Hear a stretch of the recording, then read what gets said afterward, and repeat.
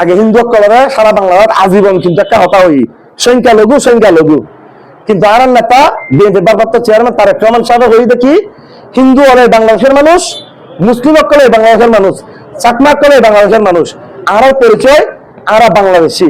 তোর যে সমান অধিকার আর সেই সমান অধিকার। তুই হিন্দু তুই বড় হয়ে নেওয়া যাবো, আমি মুসলিম আয় ছোট হয়ে নেওয়া যাইব, আবার আমি মুসলিম বড় হয়ে নেওয়া যাইব, তুই হিন্দু ছোট হয়ে নেওয়া যাইব।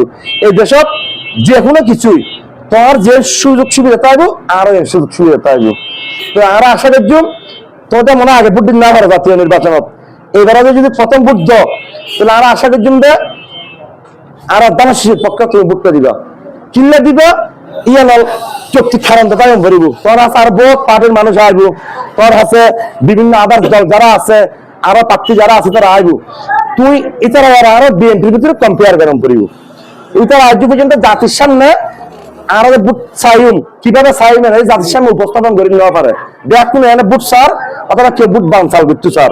কিন্তু আর দল বিএনপি এই বাংলাদেশের লাই আর লাই একটা 31 দফা রাষ্ট্র সংস্কার লাই, যে 31 দফা বুতুরি তোর হতায় যে তুই হাজ ব্যক্তি শ্রমিক করার হতাও কিন্তু আছে, শিক্ষিত মানুষের হতাও আছে, অল্প শিক্ষিত মানুষের হতাও আছে, দলিল মানুষের হতাও আছে, গরিব মানুষের হতাও আছে।